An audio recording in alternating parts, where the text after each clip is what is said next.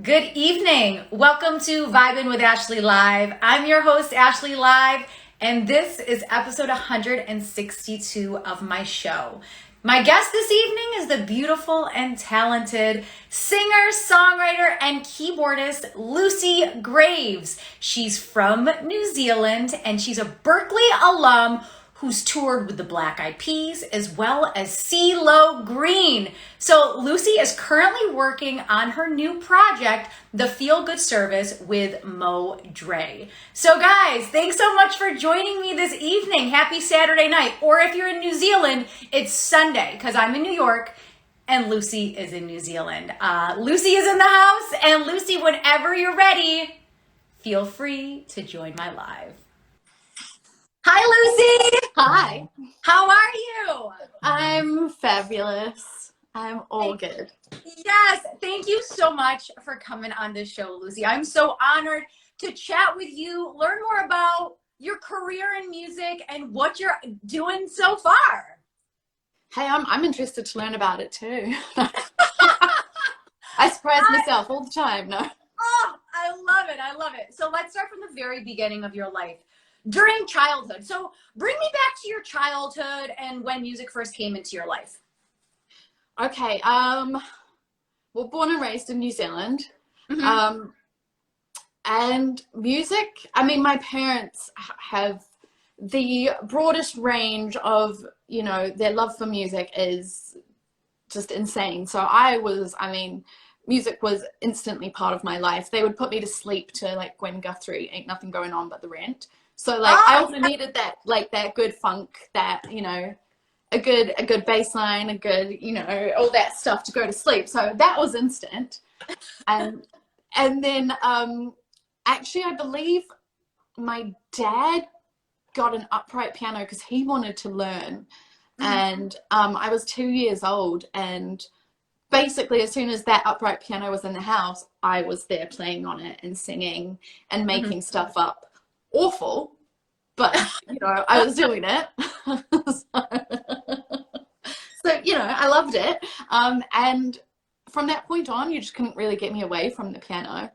Mm-hmm. And yeah, that was literally the beginning of it, just surrounded by music, and lucky enough that my parents were totally cool with me sounding like shit and doing it anyway. So what about the piano made you think, oh my gosh, I love this instrument. This is the instrument that I should be playing?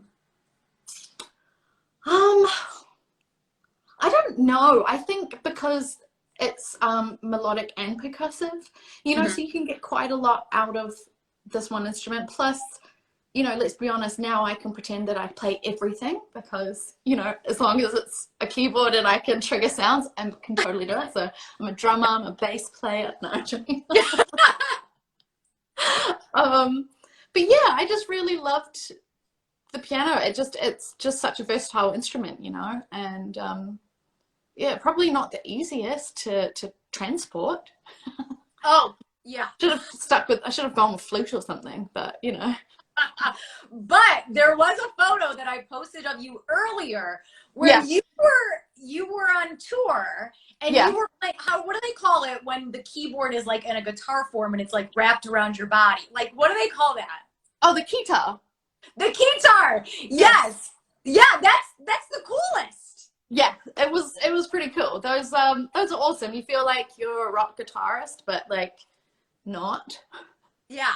I mean, it's awesome. I love the guitar, especially ones that you can trigger sounds and stuff. I mean, it's, you know, they've made it so possible now for keyboardists to not be stuck, you know, in the background. We can actually get out there and try and be as cool as the guitarist. Yeah, you can like dance around and stuff, whereas like when you're in the piano or the keys, you're right. When you're transporting that to venues and like lugging it in like a bus or a car, it's not as easy. No, growing up, you know, gigging, because literally I've been lucky enough that I've only ever done music. I mean, when I was old enough to get a job, I would play and sing in bars and hotels. So like literally this is all I've ever done. Yeah. But yeah, lugging a keyboard was not the jam. My parents have been my roadies so many times. I'm so grateful for them. Yeah. So when was that moment in your life when you're like, I love music, this is what I'm going to do for the rest of my life? It was definitely high school. Mm-hmm. In high school, I was in the jazz band, the funk band, the big band. Yeah. And it was probably a mixture of like, this is all I ever want to do, mixed with, I suck at everything else, so this is all I can do. No. But it was just, I don't know. I mean, I would skip class just to go to the music rooms and play and like write songs. Mm-hmm. So I think that was pretty telling. Yeah. Yeah, but it was definitely high school. You know, I was surrounded by music. I was really lucky to go to a high school that was supportive of the arts and music specifically. So,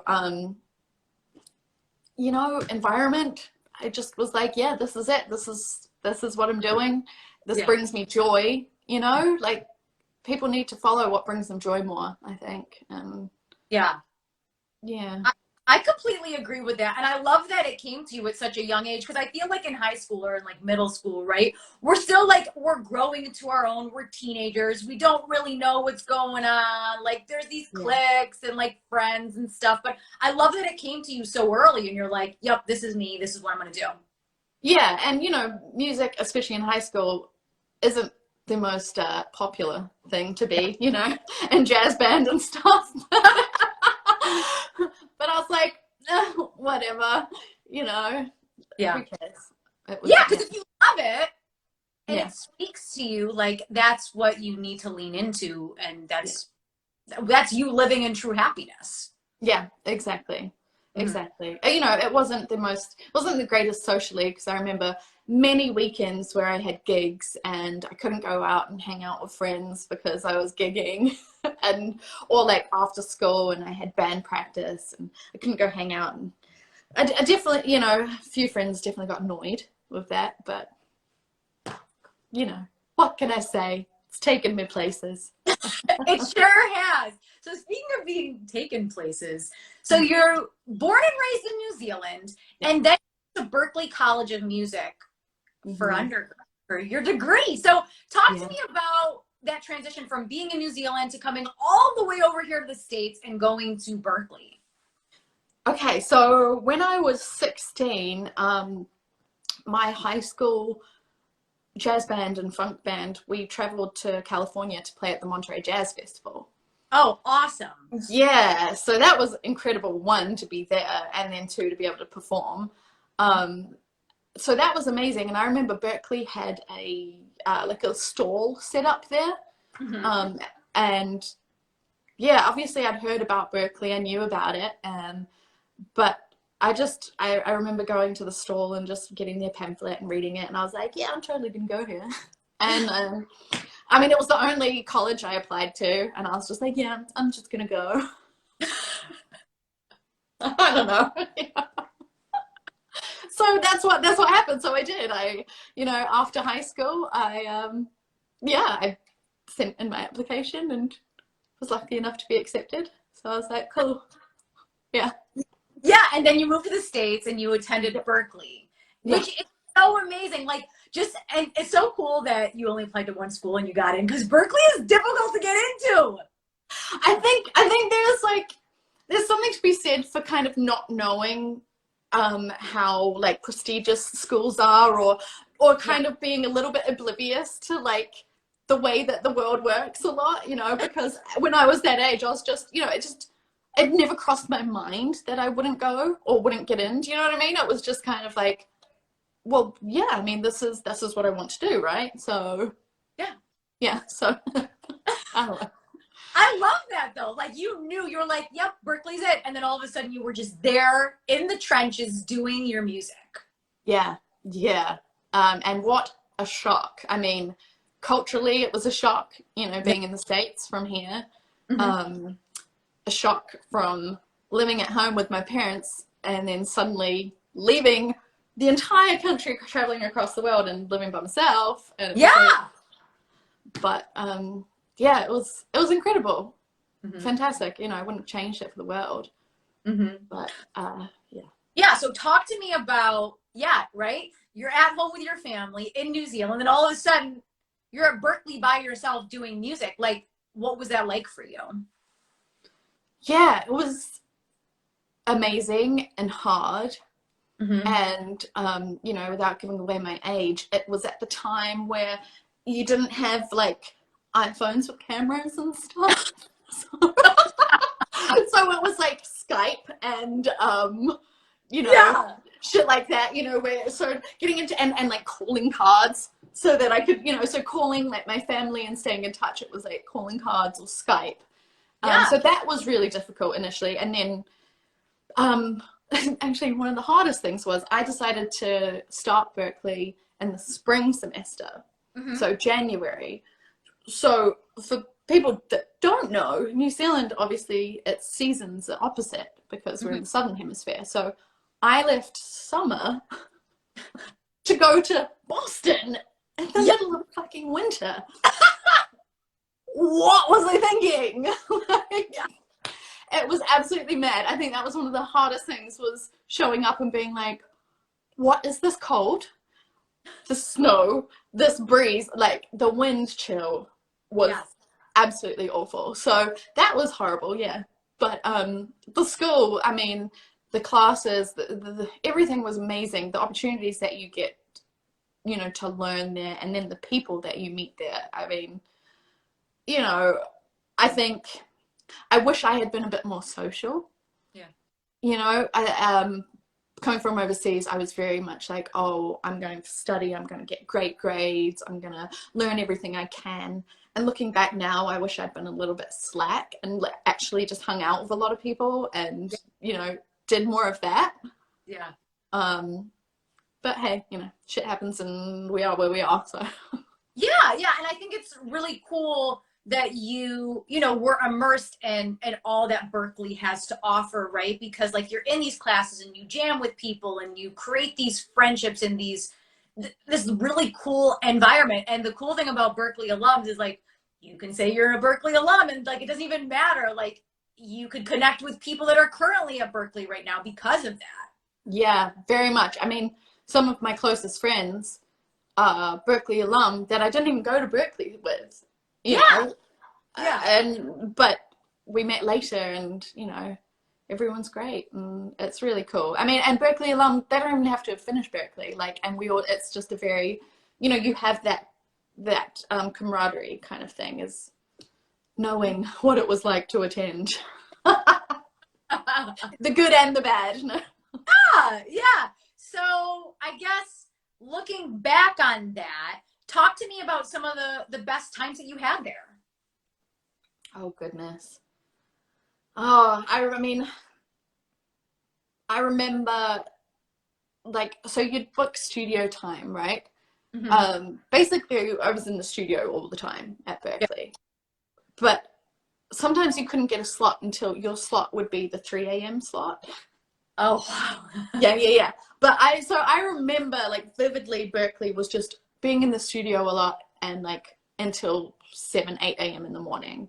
Oh, wow. You know, just working and getting stuff done and then having to go to class. Mm-hmm. So that was hard, but it was amazing, you know, to be given that opportunity to be in a studio constantly was fantastic. So that was definitely one plus. And then just the ensembles and playing with people was great. You know, one of my favorite ensembles was the P-Funk Ensemble, which, you know, happened to introduce me to one of my best friends in the world and who is now my baby daddy. And you know, so yeah, there was a lot of great things about Berklee. And I think I can appreciate it more now looking back than when I was there. I definitely was, even a couple of years after that, I was just like, you know, I don't know if I would have gone if I had another opportunity. But now I'm like, you know, it was cool. Yeah. So talk to me more about the P-Funk Ensemble that you were a part of. Okay, yeah. So, I mean, Berklee, they do so many ensembles. And when you're there, you have to be part of certain ensembles. You know, you have to get your playing in, even if your major is business or like engineering or something, you still have to perform in ensembles with your instrument for a certain amount of time. And you get to choose some of these ensembles too. And I say I've always loved funk. I've always loved, you know, just real great feel-good music. So, you know, I signed up for the P-Funk Ensemble, and it was great. We just did all the music of P-Funk. In fact, we actually had Berklee College come watch one of our shows. Oh, cool! Yeah, it was really, really cool. Yeah, and it was just such a great vibe. I mean, everyone in there was fantastic. So, yeah, it's just good. What is it about funk music that you like? Man, it just has that. It just gets to your core. It gets to your soul, man. And it like, you can't help but have a stank face. Like, right? It's just, there's something about it, because it's like, funk music, I feel, can vary from just good, you know, feel good vibes to like really talking about deep shit. But it's all got this funk. It has something that you just kind of sit. It's just, you can't help but move. And, you know, I'm a shit dancer, but I love to move. So. I love funk as well. Who are some of your favorite funk bands or artists? Oh gosh. Well, most of my favorite artists have like an element of funk. Do you know what I mean? Like, I feel like funk just resides in their soul, in their being, despite whether their music would be considered pure funk. Do you know what I mean? So like Prince, 100% one of my top favorite artists of all time. I mean, he could go from funk to soul to rock to, I mean, hip hop, jazz, like everything. He was incredible. D'Angelo has the funk, you know, he's got the laid back funk, like, ooh, just, God, Shaka and Rufus were fantastic. It's hard. There's so many, and it just spans. Like, I don't even think of funk as like one specific, you know, it has to be funk. Yeah, you get soul funk. You can have, you know, hip hop funk. Yeah, there's so many elements, and I feel like there's a lot of artists that do that. Like, for instance, like Bruno Mars. Exactly. 100%. I mean, you know, and I think people still feel it. You know, just, you know, no matter what it's mixed with, it's still got that feeling that funk brings. Yeah, I love feel-good funk. Like, for instance, like when you said funk, I was thinking Rick James, and I'm like, I love 100%. Like Rick James, love Rick James, because when you listen to his music, like, you're just like, heck yeah, Rick. Oh yeah. Actually, funny story about Rick James. Brilliant artist. You know, he's got a song called Lucy's Rap. Yeah. It's totally sexual, totally not what a kid should be listening to. But I remember when I was young, my mum taught me the rap because it had my name in it. Oh my gosh, how old were you when she did this? Oh geez, I don't know. Could 5, 6. Oh my gosh. Yeah, it was great. That's amazing though, because I mean, I know Rick James, but I started listening to him like middle school, high school years, but like for her to be like, yeah, I'm gonna teach you this song. Yeah, totally, you know, possibly not appropriate, but when I didn't know what I was saying, it was just cool because it was named after me. Well, you know. Yeah. Oh gosh. So I want to talk about life on tour, because you actually had the opportunity to tour with both Ceelo Green and the Black Eyed Peas, which legendary, incredible artists. How did you connect with both of these artists? Well, so I toured with Ceelo first, but both were kind of connected in a way because the musical director for Ceelo was also the musical director for Black Eyed Peas. Very cool. So I worked with him and his production team a lot. They're actually the people that found me in New Zealand. And brought me back to, oh, I see Joe Wolf is on here. Joe's incredible. He was, he's, oh my gosh, everything from keyboard tech to sound to guitar, drums, everything. He plays keys too. Sorry, he's on, or was. And Joe's awesome. He was with me with Black Eyed Peas and Ceelo, I think. Was it? Oh, yeah? Yeah. Anyway, so sorry, that was a total tangent. I saw Joe and I was like, hey. But you know, because I was actually found here in New Zealand, weirdly enough, playing in a bar by the musical director for Black Eyed Peas. So him and his team of musicians were here working, and they all just came into a bar and were like, hey, you should come into the studio. And so I went in and I started working with them. And it was incredible, and then I moved to LA. And so it was through that that I got the Ceelo gig. And then how I got the Peas gig. I mean, it's all really who you know, and once you get into that side of the scene, like the touring side, it's quite a small knit group. You know? But I love the fact that they found you in New Zealand. And then you're like, okay, I'm just gonna go to LA now. Yeah. I've come to terms with the fact that my life has been very random, and I'm very much okay with just like up and leaving and like going wherever I feel like going, whenever I feel like going. Yeah. You know, like Berklee, yeah, I'm totally gonna go to Berklee. Just left and went, you know, started working with them here in New Zealand, like, oh yeah, I'm totally just gonna move to LA. And then, you know, once I got sick of that and decided to follow what I'm doing now, I was just like, yeah, I'm going to move to East Coast, you know, Nashville, Atlanta. Like, sure, why? Why not? But I think it's cool because I think some people, maybe you know people like this, they've stayed in the same place, same city, their whole life. Yeah. Right? And I think it's really cool because it's like you were in New Zealand, and then you were in Boston, and then you were in Atlanta, and then you were in LA, and then you were in Nashville, and then you toured a lot. So I think it's like, it's very cool that you had all those really awesome experiences through the power of music. Yeah.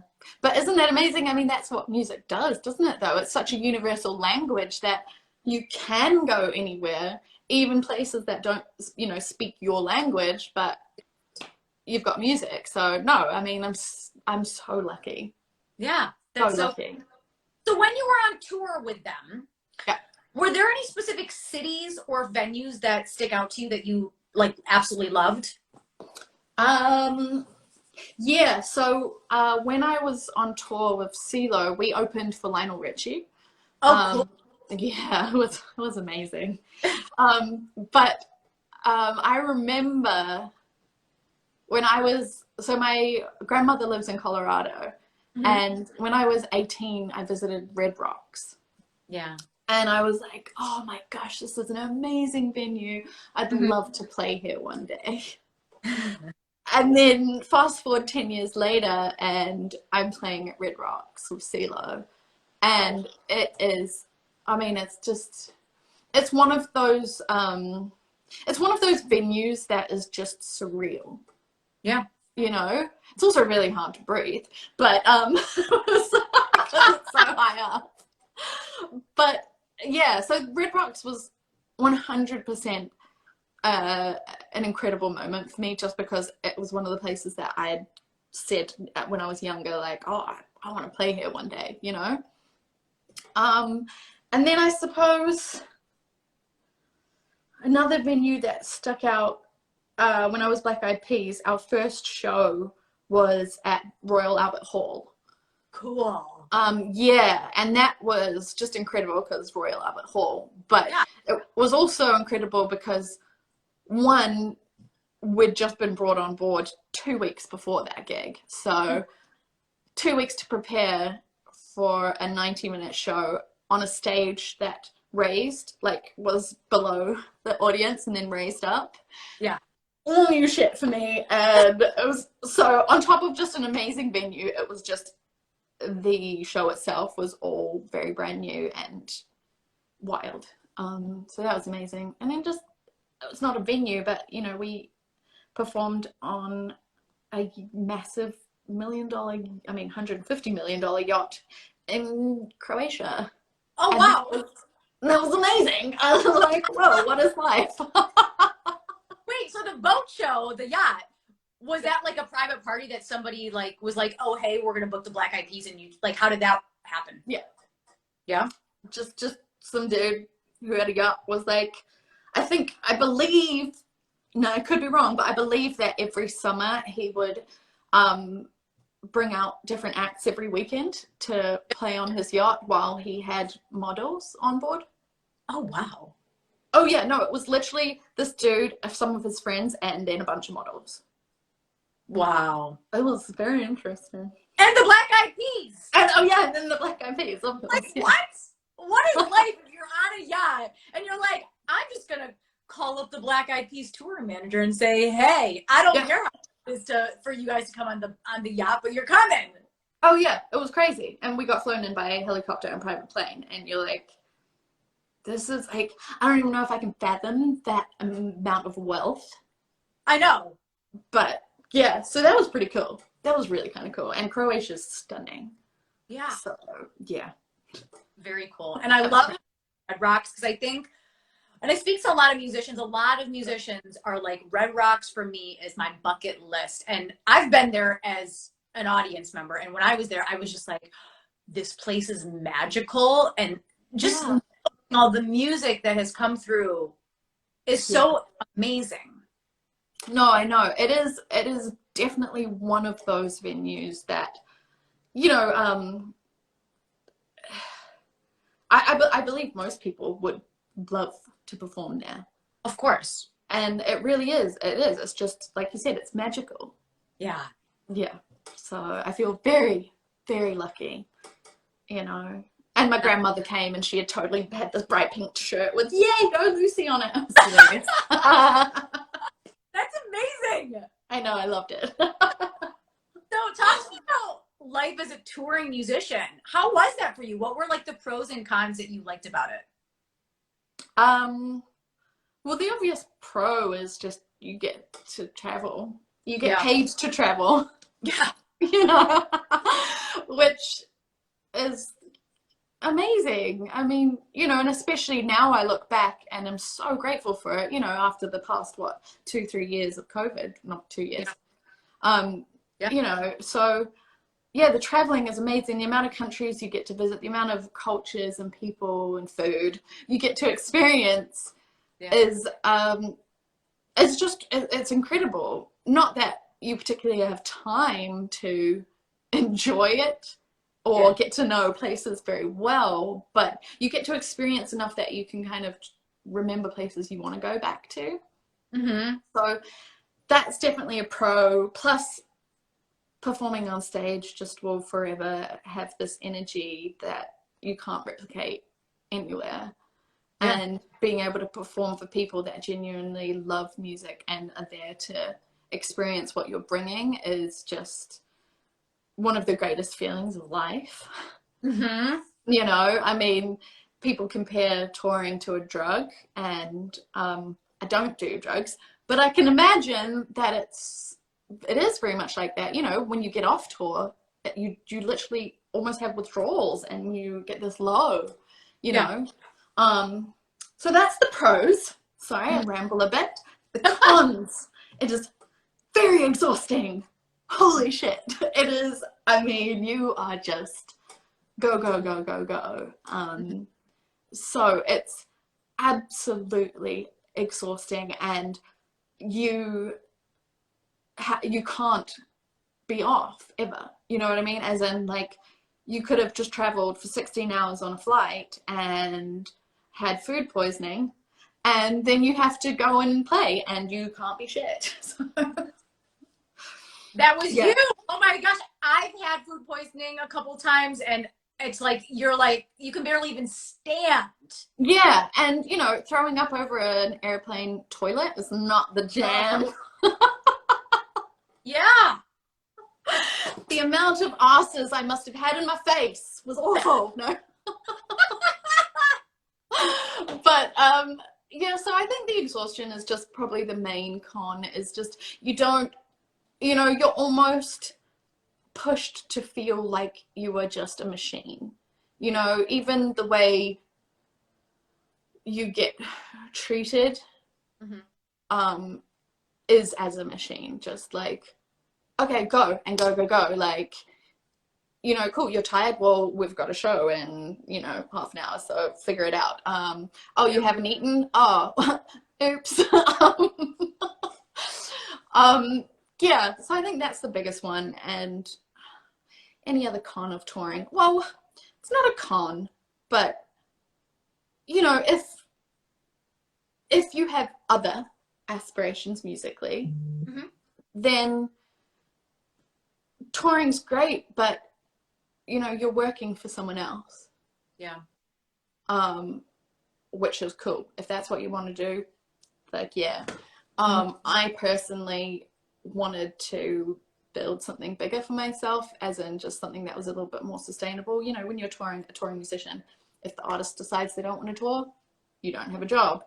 Yeah. If COVID happens, you don't have a job. Yeah. So weirdly enough, literally 2 years before COVID hit, I stepped back from touring to focus on writing and production and my own artistry and mentoring others. So weirdly, it's like I just knew it was happening. No. You knew COVID was coming. Oh, I did it. No, I'm joking. Joking, guys. I was joking. So let's talk about you stepping into your own artistry, because you were touring for a while, and then you said, you know what, I have some things that I want to talk about and express. So let's talk about you as an artist. Oh, okay. Me as an artist. It was a weird step. Like, it was a weird change, and to go from being known as a touring musician to then suddenly switching up and being like, actually, hey guys, here I am, different light, you know, hear me roar, kind of thing.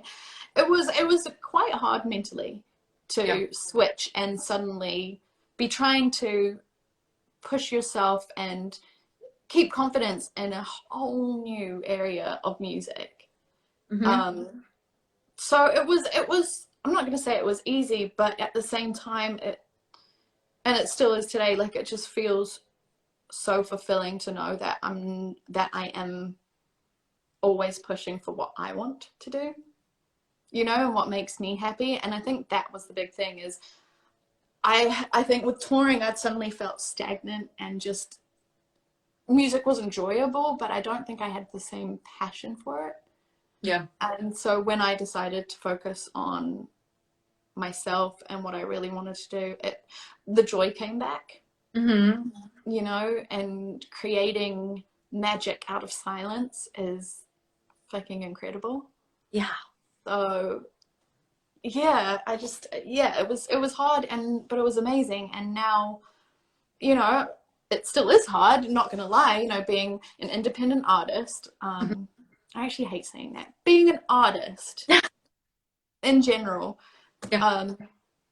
it's difficult, you know, pushing yourself, really constantly having to believe in yourself, can be taxing. Yeah. But the joy, man, the joy you get from it is like no other. So yeah, I don't know if I went off on a tangent. I totally got sidetracked. Mummy brain. But I love it, because you're speaking your truth. You're stepping into honesty. You're stepping into creativity. And then you're like, this is mine. Like, this is something that I own. This is something that I produce. This is something I sang on. This is something I wrote. Yeah. Yeah. You know, and I think that's cool with the music, because then it's like, I sang on that. I produced that. I played keys on that. Like, that was all me. Yeah. Yeah. Yeah. It is an incredible feeling. And then it's also incredible to find people that you just click with creatively as well. And then to have that, I mean, that in itself is amazing, to create something with others as well. I mean, yeah, I'm very lucky to have found, I mean, I'm always open to create with more people, hello, but I'm very lucky to have found incredible collaborators. Speaking of incredible collaborators, your baby daddy, Mo Dre. I know. So for those people watching that do not know, Lucy met Modre during her time at Berklee, and you guys were friends. Yeah. Yeah. And it evolved into something more beautiful and music and all this other fun stuff. Yeah. Wild. Took 11 years, but it happened. Yeah, I know. It's crazy, but yeah, Dre is one of a kind. Mm-hmm. He really is. And, you know, I would never claim that what I have done so far could have been done without him. Yeah. You know, because we actually started writing and working together at Berklee. Mm-hmm. But then, you know, during our years, he was touring, I was touring, we'd always catch up and, you know, wherever we were in the world. And, but, you know, when I decided to step back from touring and focus on music, mm-hmm. he was the one I went to work with, because we always just connected so well musically and had the same passion for it. And, you know, then that evolved into passion for other things.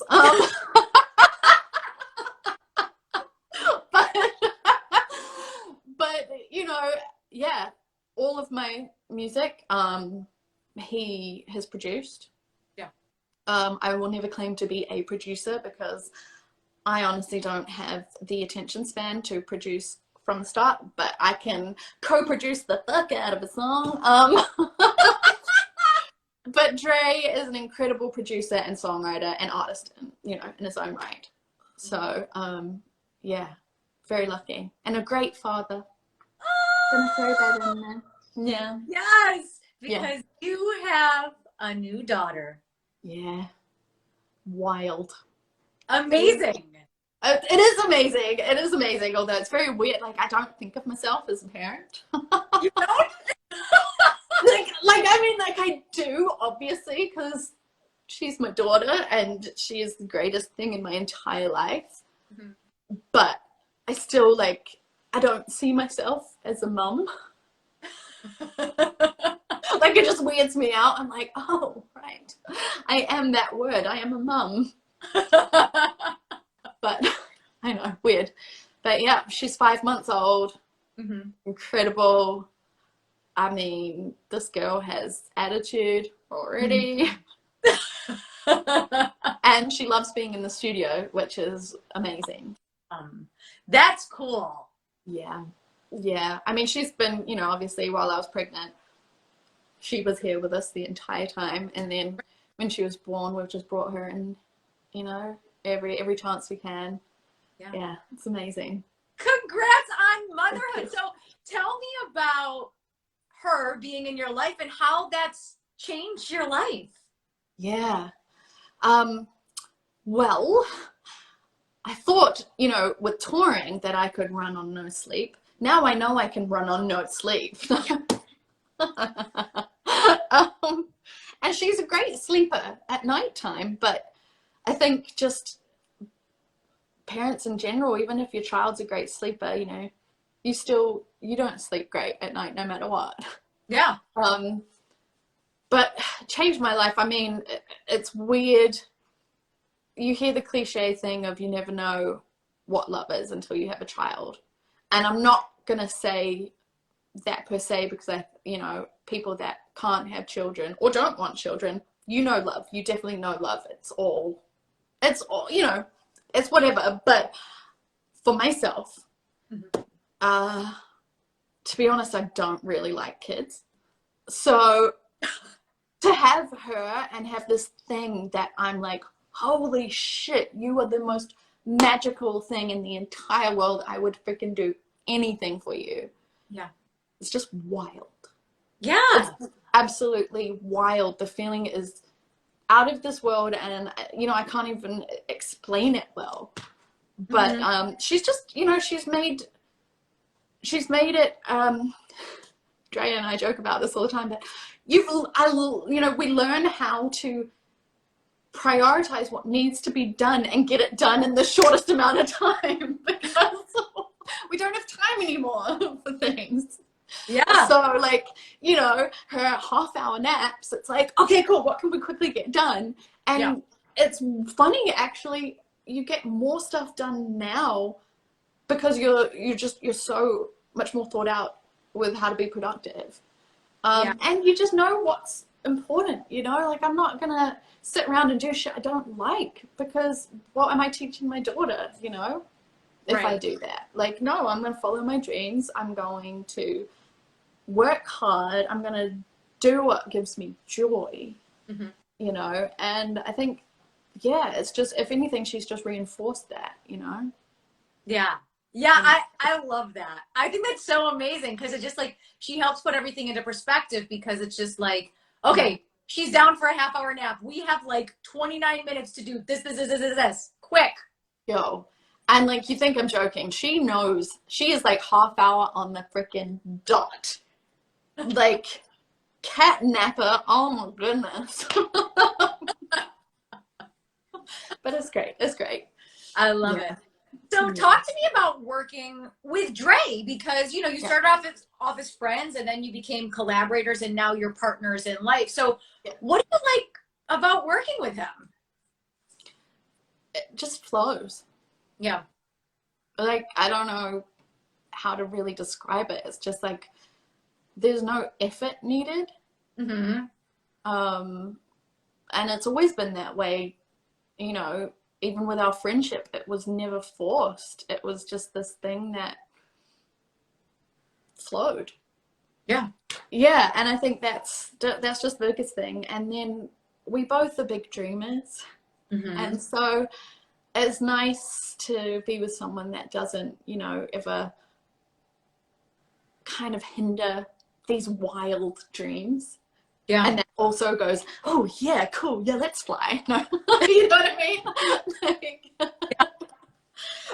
so I think that's just, it's just a big part. It's just the flow, and we're just big kids too. I don't think either of us are very mature, and I think that keeps life really good, you know? I think it's important to like have that element of fun, and just like be like, you know, we're just having fun with life. Making and he's the one person that can like call me on my shit. And I think that's really important when it comes to a partner in life, but then also people you collaborate with, you know. Having people is just not the jam. You're never gonna succeed or learn very well. So he's the one person that calls me out on my shit. But that's so good though, because you're right. There's so many people that are like, yes. And you're like, yeah, but can you give me some criticism? Like, I'm not going to get offended, but like, how can I be better with this? Or like, how can this track sound different and better? 100%. I mean, you need that just in life in general, from, music to also friends going, bro, you were like, you're not living in the best way. You know, so no, yes men are just no bueno. And it's cool that you've had such a long relationship and it flows, because you know how sometimes you meet people and like you want to get along with them, but it's just, you're not vibing. Man, yes, honestly, I think that's such a big thing too, like that you evolve and get over with age, you know. Like, I mean, when you're young, you just want to please everyone. You want to be liked by everyone. You want to, you know, like force relationships because you know, oh, this is probably good. Man, since being in my 30s, I'm like, nope. Nope.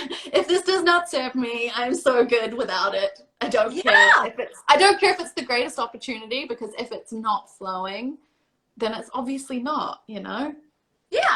It can't be forced. It's like, sometimes it's just like, you know, like within like 3 or 4 minutes, you're like, are we on the same wavelength? There's like, am I wasting my time? For real though. It's funny how that happens. I wish I could have told my younger self that. In fact, I'm sure my mom told me that multiple times, and I just was like, whatever. Moms know best. I know. I think of things that my mom told me when I was like in school. I'm like, no, you're full of it. And then I'm like, wait, Yeah. She knows everything, but don't tell her. I know. I don't want to apologize now and say you were right, but So, you and Dre have the Feel Good service. Talk to us about this project. Oh, okay. The Feel Good service is a long time coming, but I suppose has just been around forever because it's Dre and I. So the Feel Good service is us. It is our partnership in music. And it is the new kind of duo that we're doing as well. You know, we've got a single coming out at the end of May, and the Feel Good service is also our world musically. You know, the single coming out in May, actually for the next probably year, what we'll be releasing is all funk, dirty funk and soul is the genre. But the Feel Good service as a whole is just, you know, it's what we provide when it comes to sound. You will feel good no matter what, even if it's feeling sad, but good. But yeah, so the Feel Good service is us. We bring you good music. And I'm going to claim that. I'm going to stake that. It's great music. I love it. And I love the name too. Yeah. The Feel Good service. Thanks. I know it's a little bit, you know, sexual connotation could be, you know, a bit risque, but that's also us. We're jokesters. We like to have a laugh. We like to make you question it a little bit, but what is that? What does that mean? Yeah. What do you provide? What Feel Good service? Oh no. Love it. We don't do massage, okay? We don't do massage. Oh, you don't. Just music. Just music. All music. You know, be it production, and, you know, writing for other artists, then cool. You know, be it doing the music for an entire animated film, for an entire film, a TV show, that's us. You got us. But yeah, it's us, yeah. So if you have an animated show or movie that you need music for, that part, Lucy, that's your girl. That part. I mean, we got you the funk, we got you the cinematic shit, we got you the acoustic, the soul. You know, you name it, we got it. So Lucy, talk to me about success. What does that mean to you? Joy. And happiness. You know, I think just as people in general, we're always trying to find something and say, oh, I'll be successful when I have, you know, or when I've done, or when I've received whatever. And honestly, I think just the meaning of success is when you're content and fully happy with what it is that you are choosing to do every single day. Yeah. You know, like, I feel so successful because, you know, I literally, I get to create every single day if I want or not, you know, with someone I love, with people that I admire, respect, and enjoy being with. Yeah. And, you know I'm fortunate for that too. I'm so lucky to be able to do that. But it's also, you know, I choose to do that. It's not easy. But yeah, I think for me, that's success anyway. Personally. Yeah. Maybe it's because I haven't won a Grammy yet, so I'm just better. No, I'm joking. I'm totally. The Grammy is coming. It's coming. I believe it's coming too, but I'm just happy to do what I'm doing, eh? Yeah. Yeah. You know, music in all its forms, be it from the smallest thing, will touch someone in a way that makes their life better. And I think that's really important. Yeah. Yeah. Yeah. I think it's like when you hear certain pieces of music, like for instance, Amanda Belair. Yes. Right? So yes. Amanda is amazing. Oh my gosh, she's my little sister. Oh my gosh. And I love what you and Dre have done with her. Like the music. When I heard her music, Yeah. I was like, where has she been all my life? This is amazing. Yeah. The funk soul, good vibes. And I was just like, I just took like a sigh of relief and I was like, yes, like, yes. Yeah. Yeah. No, she's special. I'm definitely not going to take credit for all of, you know, her incredibleness when it comes to the music, because that was 100% Dre and her. I was lucky enough to just come on board and give a little bit of something here and there. Yeah. But Amanda she is an absolute fucking gem. Yes. And you know, the way that Dre's been able to work with her and bring out her sound and who she is amazing. And I just feel really lucky that I get to be part of that little, you know, community too, collective, whatever, the classic music collective. Yes, it's so cool. So for the beautiful people watching right now that want to support you, where can they find you? Where can they find your music? Plug all of your social media.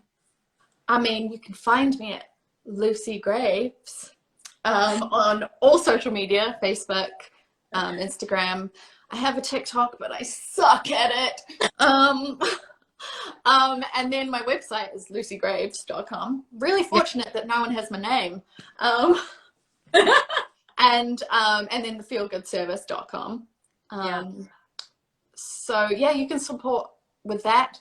If you would like to throw money our way, which always supports our creativeness, again, it's at Lucy Graves.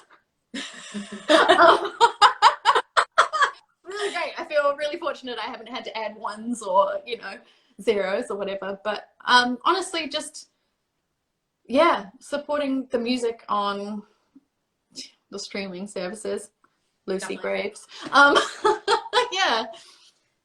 Just any form of support. I think if you hear anything that I've done that's out there or released and you enjoy it, then just let me know, because that's amazing too. You know, I love to hear from people that have felt something from what, you know, I've created. Yeah, so important. Like, definitely stream the music, add the music to the playlists, right?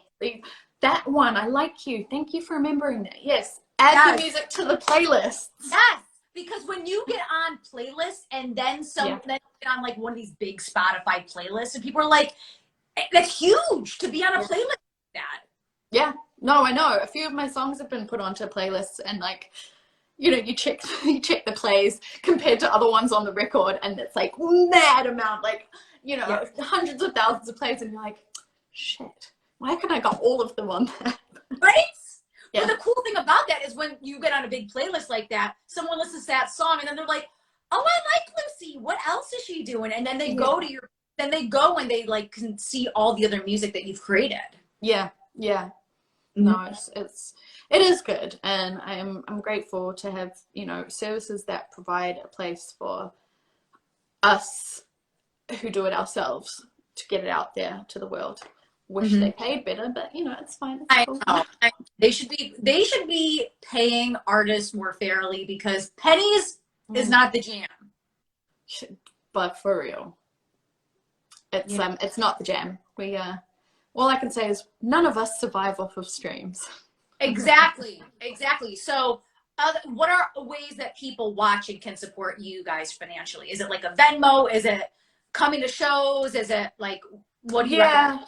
Yeah, most of the time it is. It's when people, you know, because people don't buy CDs anymore. I know. You know, so we have our, you know, I have my Venmo up there, and if people ever want to throw, even if it's just, you know, $1, let's not make it $1, let's make it more. But even if it is, you know, it's more just them going, hey, I really appreciate what you've put time and energy into. I love what you're doing. Here's a little something going directly to you, not through some service that takes majority of it. You know, that's amazing. And then when we finally have some live shows and merch supporting that is always great as well. But yeah, it's just kind of keeping up and, you know, and also telling people. Yeah. Spreading the, like, if you genuinely enjoy our music, like, tell people, let people know, you know. That's how I remember finding out all these great artists, and it was literally word of mouth, and it was just someone saying, hey, have you heard this person? And yeah, so that's really helpful.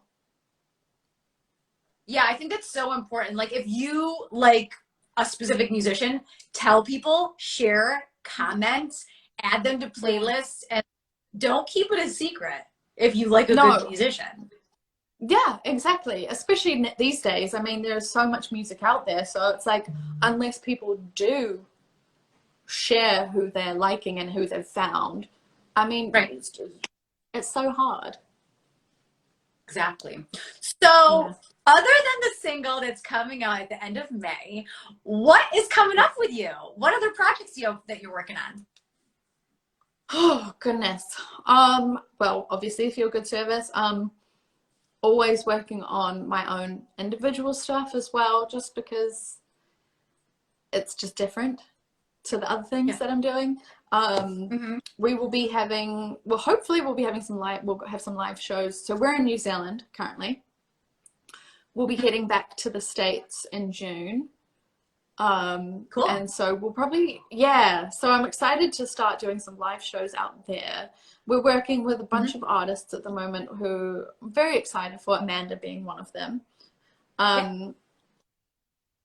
So, I mean, it's all kind of a little like under the radar right now. But everything's popping off throughout the year. And then, you know, all these huge movies are coming out with my music. like you know, James Bond, if you haven't seen it, I hope I'm not ruining for you, but you know, since he's dead, the new James Bond is actually a girl called Jane Bond, and you know, I've written the theme song for that movie, the title song, so it'll be great when that gets picked up. Yes, manifesting that. It's gonna happen. Yeah, you know. So, Lucy, that's all the questions I have for you this evening. But guys, don't go anywhere. Lucy's going to perform. Oh, I will try. Let me just take a sip of tea. Totally. Oh, goodness. Don't inhale it, because that will make you choke.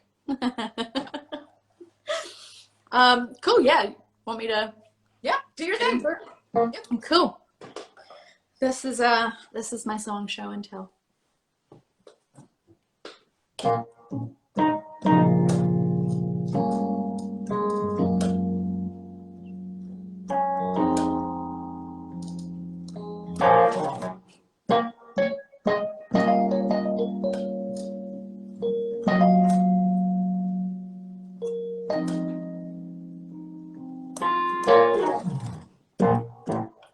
I ain't never been the type to fall in love in just a night. A fantasy, a dream achieved, but you're the type of guy I might. I'm thinking of trying a couple of new things. I'm down for trying the me and the you thing, 'cause you make me win when I'm losing.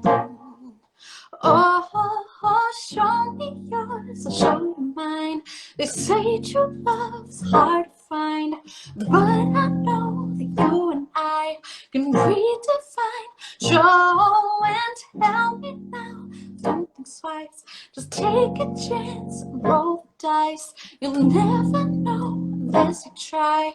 Let's redefine. Show and tell.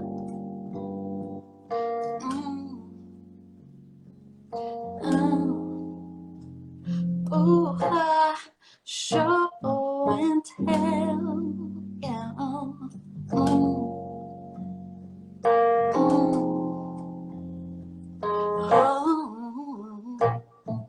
You came and took me by surprise. No need to see, no need to hide. We're done with games, they're gonna play. That's how we know the feeling's right. I'm thinking of trying a couple of new things. I'm down for trying the me and the you thing, 'cause you make me win when I'm losing. Oh, I'll show you mine. They say true love is hard to find, but I know that you and I can redefine. Show and tell me now. Don't think twice. Just take a chance. Roll the dice. We'll never know unless we try. Let's redefine. Show and tell. Woo-hoo.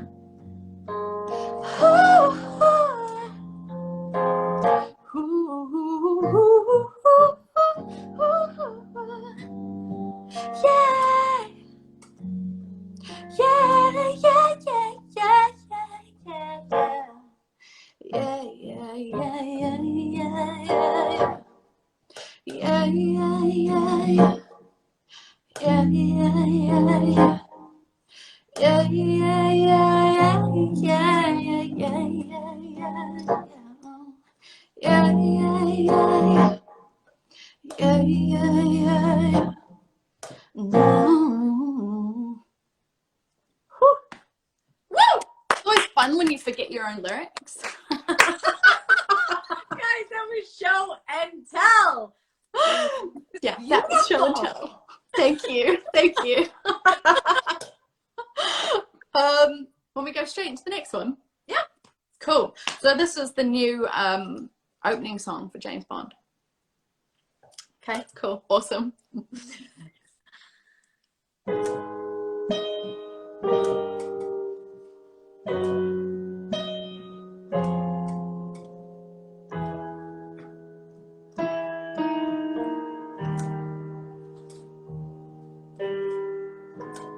I heard through the grapevine that someone was making a fool out of me. Oh no. Concern tainted my name. I'm ashamed that it's gone on so long. Oh. Won't hold my breath. I'm out of my depths, going under.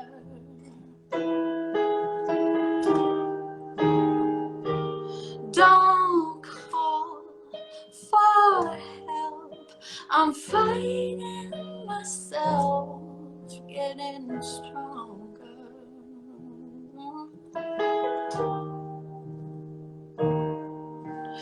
I don't need saving and over my head, and I won't complain, no, 'cause I made my bed.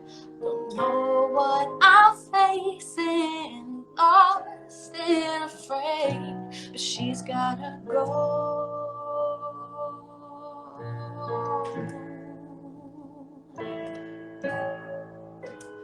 I heard through the grapevine someone was making a fool out of me.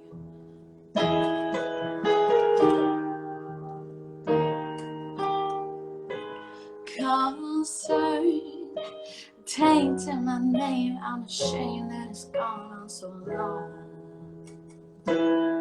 Oh, one hold my breath.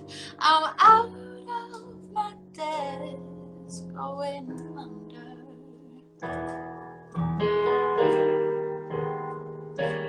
Don't call for help. I'm fighting myself, getting stronger.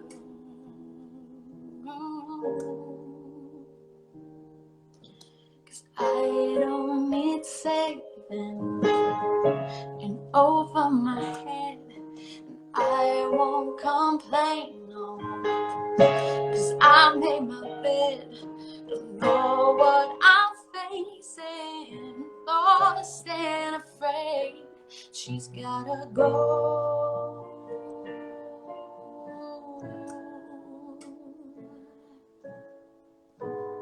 I heard through the grapevine that someone was making a fool out of me.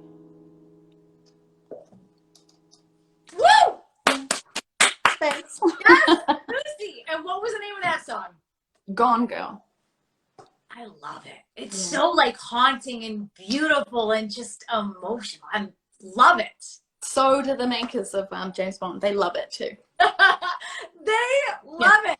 So, Yeah. do you have some time for a couple questions? Absolutely, yeah.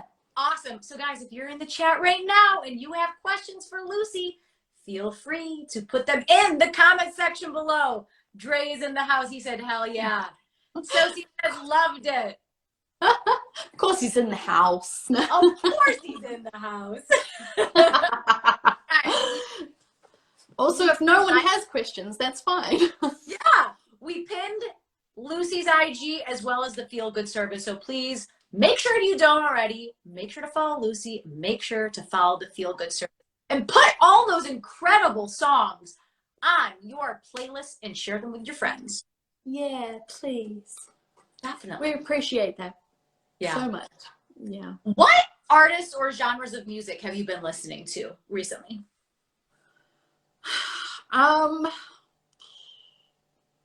You know, I kind of just go back to my favorites all the time. Yeah. Like, there are some incredible new artists, definitely, that I'm really liking, like King Midas. Mm-hmm. Loving his new stuff. Who is another one that I really like? Well, he's not new because I've listened to him for years, but Labyrinth is one of my faves. Yeah.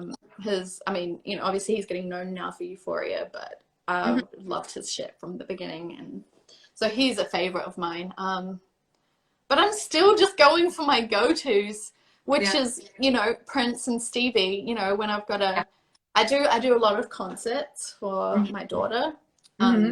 We have dance sessions, and like I have major concerts for her to keep tummy time going. So it's really cool. But it's always the favorites. It's always back to, you know, Prince, Stevie Wonder, you know, Earth, Wind and Fire, anything like that. So yeah. All my faves, all major powerhouse artists. Yeah. So when you do these concerts for your daughter, do you record them, like her and you? I should record her. Okay. Probably wouldn't record myself because most of the time I'm dancing as well, and like I mentioned earlier, I can't dance. So, you know, it probably wouldn't be the greatest thing unless it was for like a joke, you know, show. I think it would be cool though, because like when I was growing up, we had home movies, right? Yes. And so now we have like all these VHSs of when I was like 4 and 5 and whatever. So I think it'd be really cool. Yeah. Because I know you're like, oh, I can't dance or whatever, but like just to look back on like 10 years later, 20 years later and be like, hey, look at me. And then look at you on your stomach, like rolling around. Like, I think. No, you're right. You know what I mean? Just to like, because you can like save that in time. Yeah, no, that's very true. That's very true. It's like, here I am singing Stevie Wonder to you. Yeah. Yeah. You loved it, even when I was like totally off and awful. It's great. She's my biggest fan. I love it. I was actually at a concert last summer. I was seeing Nas live. Oh, yeah. Yeah, and there was this guy behind me, and he knew the words to this song, like every single word, and he was with his daughter, and his daughter was like in this little like pulley wagon, like his little girl, and I look at him and I'm like, I hope you don't think I'm weird, but like I want to record this, you and her together, because like first concert, I'm like, I hope you don't think I'm weird, but like you both need this just like to look back on. Yeah, yeah. You know what I mean? Gosh, that's beautiful. I can't wait to take her to a concert. Yes. I can't wait. I mean, you know, we've got video of her. She'll be sitting on Dre's lap trying to play the piano, and we've got her with the drumstick in her hand, you know. Yeah. Not that we're pushing music onto her, but she might just be a musician. Hey, you never know. She'll definitely have a love for it. That's Definitely. for sure. Yeah. What advice would you give to younger musicians? What would I give? Just follow like the music and that makes you happy. Mm-hmm. And do what like inspires you. Don't try to fit in with what's supposedly popular. Yeah. Because popular is fleeting. Popular is here one day, gone the next. But if you are creating and doing something that, you know, that you believe in and that you love, then there will always be a place for it, you know? And you'll always be happy with what you're doing, instead of, you know, I feel like a lot of people can get jaded and bitter because they are trying for something that's, you know, cool now, but shit, in 10 years it's going to be like, ooh, what was that? Yeah. I think it's so important as an artist to live in your truth and like do you happy, because I feel then the right people will gravitate towards you. Yeah, 100%. And, you know, and then on top of that, just do it. Just get out there and do it, you know, especially if it's writing or even just, you know, being an artist. Like, find places to perform, just like practically get involved in what it is that you're wanting to do, you know, like you can't, the best education is just doing, I think, when it comes to music anyway. Yeah, I think so too. Whether it's practicing in your house, going to open mics, collaborating with people, I think that is the best kind of education. Yeah, for sure. And collaborating, like you just said, that's huge. I mean, find people that, you know, that you enjoy being with and that you click with, you know, that is so important. You know, you can do everything yourself, but it's more fun when you've got other people that you're doing it with. Because you may have had a song and you have it this way, and then someone you're collaborating with is like, hey, let's do it a little different here, or let's change that last verse. And you're like, oh, I did go that route, but I'm into it. I'm digging it. No, completely. I mean, you just never know what someone else will bring to the table, and they'll never know what you bring to the table too. Yeah. So Dre said, baby girl's gonna be a beast. Oh, yes. She is. When are you going on tour in the US? Oh, you know, I don't know. Would love it to be this year, but since we're dropping, you know, all the introduction to like the feel good service, you know, I'd like to think that maybe touring in the US would be able to plan a good one for like next summer. Yeah.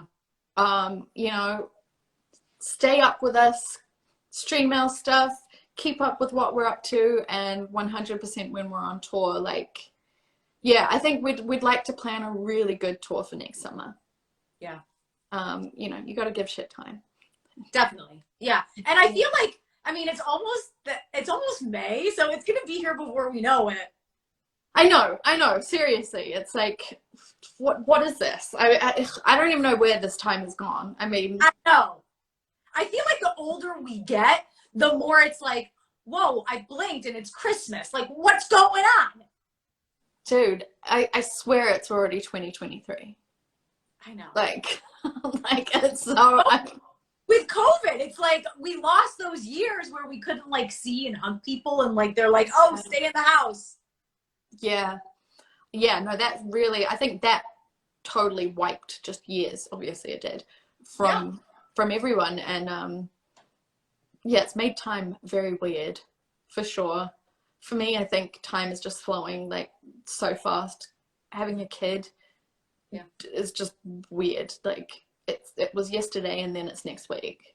Yeah. And I'm like, well, what did I do? Yeah, she's going to be walking and talking, and it's like, it's going to be so amazing because when all that starts, you know, it's a whole different ballgame. Oh, we already have conversations. I mean, you know, can't understand what the hell she's saying, but you definitely get her attitude because she will argue with you. Oh, boy. And I'm like, oh, no, not yet, child. You're 5 months. Just calm down a little bit. Seriously. Oh, gosh.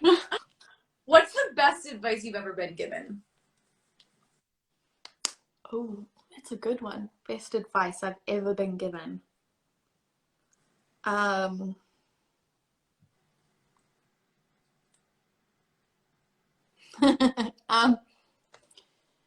a no thank you bite of every food that you get offered. Interesting. I know it's not to do with music, but I think that's also a little bit to do with life. Just have I call it, in our family, we call it a no thank you bite. You know, because if you've never tried it, give it one try. If you don't like it, then totally valid. But you can't say you don't want to try something or don't like it if you've never given it a go. So, I like that. yeah. That's very cool, because you're right. Like, it's kind of like when we were young and your mom's like, here, have these peas. And you're like, I don't like peas. And you're like, but I've never had peas. So, like, I'm saying I don't like it. Yeah. Yeah. So I think just, you know, always have a no thank you bite, whether that's food or life. Yeah. Yeah. Yeah. Amazing advice. So do you have any final words for the room, Lucy? Just, you know, find your joy. And try to follow that if you can. Yeah. Really. And, yeah, and I hope something about, you know, my awkwardness is rubbed off and you want to check out the music and maybe you like it, and that would be great. I don't know, I just hope everyone's feeling good in their souls, because the world's a bit fucked up, and you know, we've got to find joy somewhere. So find the joy and stream Lucy's music. That part, there you go. It's easy, right? I love it. I need you to find it, to you know, you can get all my thoughts concise into one little phrase. I love it. You've got it. Yeah. Oh, I'm just noticing I like totally was oblivious to the whole chat. Colette, oh, thank you. Yes, thank you guys so much for your comments. So guys, if you don't already, make sure to follow Lucy right here on IG, Lucy Graves, and at the Feel Good Service. The music is up on all streaming platforms. New music coming. Yes. And if you don't already, please make sure to follow me. I'm Ashley Live. Yes. Live with Ashley Live. I have incredible musicians just like Lucy on my show all the time. So guys, please make sure to follow my musicians, support them, add them to your playlist, buy their merch. Go see them when they're on tour. It is so important to support amazing musicians just like Lucy. And be kind to each other, stay safe, listen to good music, and we'll see you next time. Yeah, thank you, Ashley. I appreciate you so much. Lucy, please come back. I love your energy. You're so easy to talk to, and I'm so happy that we're able to find time that works for us for you to come on the show. Please, I'm telling you, please come back. Please. Oh, I will. 100%. I will totally come back. Awesome. Thanks so much, guys. Yeah. And thank you. bye-bye. Bye.